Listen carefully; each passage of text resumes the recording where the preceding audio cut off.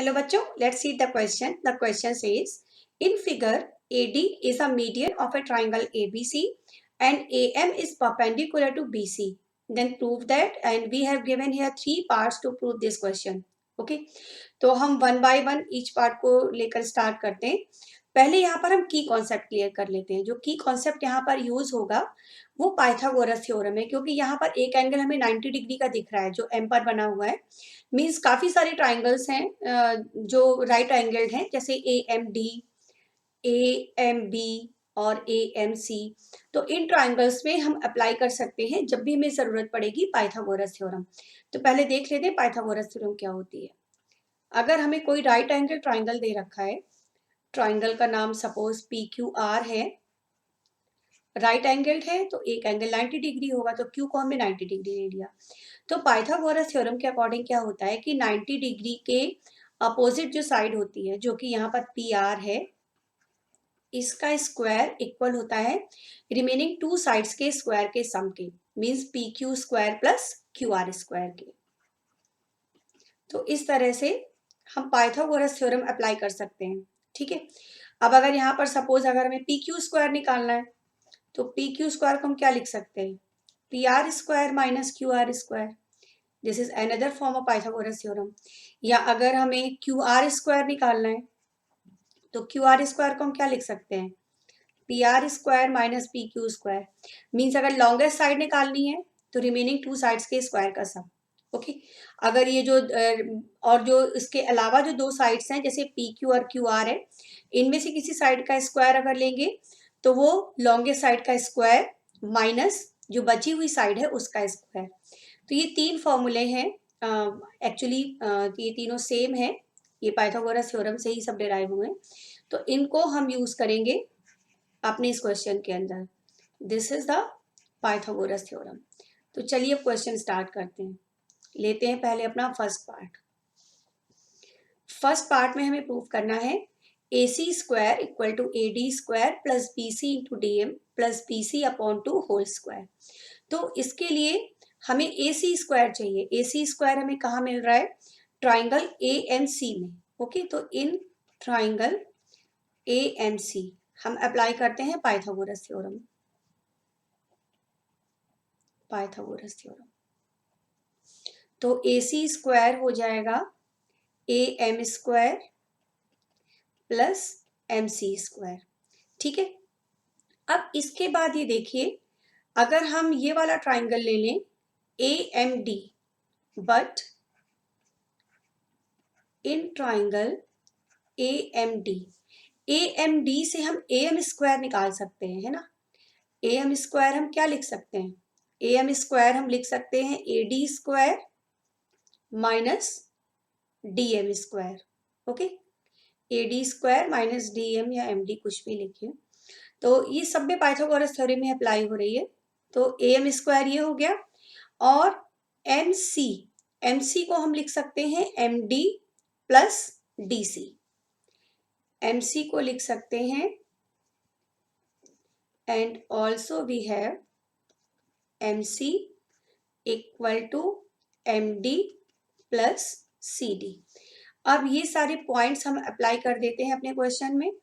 तो ये जो AC स्क्वायर की वैल्यू हम लिख रहे थे ना, तो ये इसको हमने लिख दिया AD square minus MD square plus MD plus CD का होल स्क्वायर। अब हम एक आइडेंटिटी यूज कर लेंगे, A plus B whole square होता है A square plus B square plus 2AB। ये आइडेंटिटी यूज कर देंगे इस ब्रैकेट को सॉल्व करने के लिए। तो आ जाएगा AC square equal to AD square minus MD square plus MD square plus CD square plus 2MD into CD। अब ये MD स्क्वायर तो हो गया कैंसिल, ठीक है ना।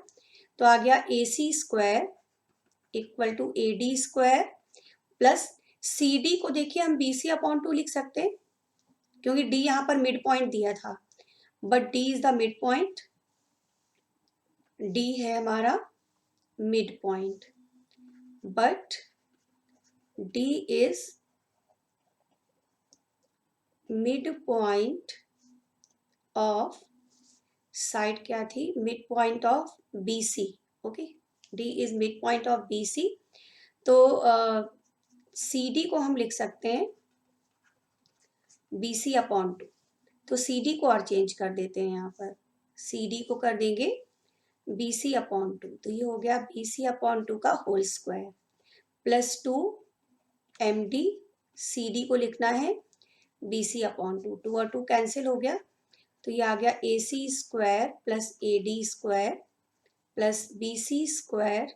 BC स्क्वायर अपॉन 4 ना लिखें, क्योंकि क्वेश्चन में हमें BC अपॉन 2 का होल स्क्वायर लिखना है। तो BC अपॉन 2 का whole square plus MD into BC।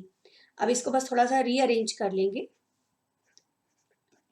AD square पहले लिख दिया, ठीक है, BC इंटू DM लिख दिया लास्ट वाले टर्म को, और ये BC अपॉन 2 का होल स्क्वायर।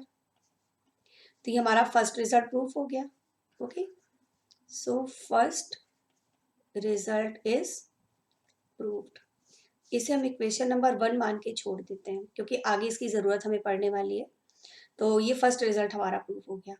अब सेकंड रिजल्ट पर आते हैं। सेकंड वाले के लिए प्रोसेस करीब करीब सेम है, वही फॉर्मूले यूज होने हैं पाइथागोरस थ्योरम के, और जो मिड पॉइंट था वो भी वही रहेगा, ठीक है ना। तो चलिए स्टार्ट करते हैं। अब हमने लिया ट्राइंगल ABM, तो इसमें AB स्क्वायर हो जाएगा AM square plus BM square. अब AM स्क्वायर को क्या लिख देंगे, अब यहाँ पर AM स्क्वायर को हम लिखेंगे AD square minus MD square. Okay, और ये जो BM है, BM को लिखेंगे BD माइनस MD। अब ये चेंजेस कर लेते हैं इसके अंदर। तो ये चेंजेस करने के बाद ये वैल्यू आ जाएगी AB square equal to AD square minus MD square plus BD minus MD whole square. अब यहाँ पर आइडेंटिटी यूज कर लेते हैं A minus B whole square की। देखिए पुराना जो हमने फर्स्ट पार्ट किया है ना, उसी के जैसे ही हो रहा है, थोड़ा बहुत डिफरेंट है इसमें। तो ये AD square minus MD square plus BD square plus MD square minus 2BD into MD। अब यहाँ पर ये फिर से देखिए MD स्क्वायर कैंसिल हो गया। ओके, अब फिर से अगेन हम ले लेंगे BD को लिख लेंगे BC अपॉन 2, ठीक है। तो ये क्या आ जाएगा AB square equal to AD square, BD को लिखा BC अपॉन 2, तो BC upon 2 whole square minus 2 into BC upon 2 into MD। अब ये कैंसिल हो गया। अब प्रूफ तो ऑलरेडी हो चुका है, बस थोड़ा सा टर्म्स को रीअरेंज करना है। तो AB स्क्वायर क्या हो जाएगा, AD स्क्वायर लिख दिया। ओके, और देख लेते हैं एक बार, ये BC अपॉन 2 होल स्क्वायर शायद लास्ट में लिखा होगा ना, minus BC into MD plus BC upon 2 whole square. तो एक बार चेक कर लेते हैं कि यही था सेकंड पार्ट हमारा। हाँ, AD स्क्वायर, देखिए सेकंड पार्ट ही हमने प्रूव कर लिया, ठीक है। तो अब हम थर्ड पार्ट प्रूफ करेंगे। थर्ड पार्ट क्या है, AC square plus AB square equal to 2AD square plus 1/2 BC square. तो थर्ड पार्ट के लिए हम क्या करेंगे, फर्स्ट और सेकंड जो रिजल्ट हम प्रूव कर चुके हैं उनको ऐड कर देंगे। ओके, तो चलिए करते हैं आगे। इसे इक्वेशन नंबर 2 मान लिया हमने। तो ये इस तरह से हमारा हो गया सेकंड पार्ट प्रूव्ड। अब आते हैं थर्ड पार्ट में।